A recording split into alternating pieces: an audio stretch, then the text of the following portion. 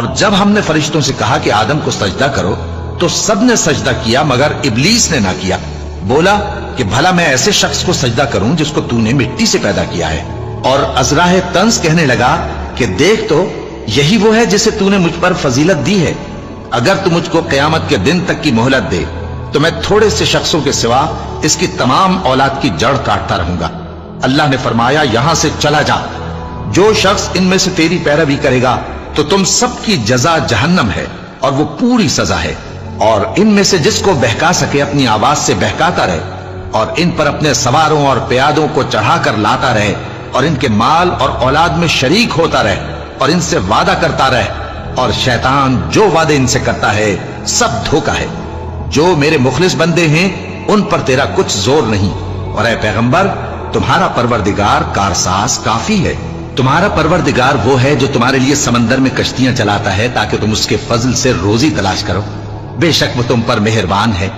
اور جب تم کو سمندر میں تکلیف پہنچتی ہے یعنی ڈوبنے کا خوف ہوتا ہے تو جن کو تم پکارا کرتے ہو سب اس پروردگار کے سوا گم ہو جاتی ہیں.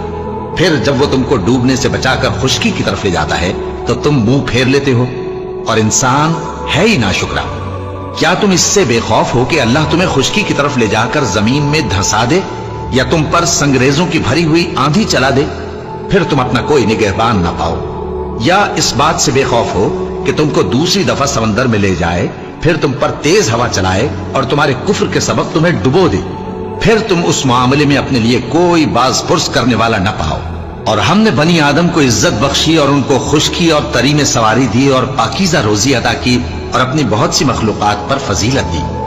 جس دن ہم سب لوگوں کو ان کے پیشواؤں کے ساتھ بلائیں گے تو جن کے اعمال کی کتاب ان کے داہنے ہاتھ میں دی جائے گی وہ اپنی کتاب کو خوش ہو کر پڑھیں گے اور ان پر دھاگے برابر بھی ظلم نہ ہوگا. اور جو شخص اس دنیا میں اندھا ہو وہ آخرت میں بھی اندھا ہوگا اور نجات کے راستے سے بہت دور. اور اے پیغمبر جو وہی ہم نے تمہاری طرف بھیجی ہے قریب تھا کہ یہ کافر لوگ تم کو اس سے بہکا دیں تاکہ تم اس کے سوا اور باتیں ہماری نسبت بنا لو اور اس وقت وہ تم کو دوست بنا لیتے. اور اگر ہم تم کو ثابت قدم نہ رہنے دیتے تو تم کسی قدر ان کی طرف مائل ہونے ہی لگے تھے. اس وقت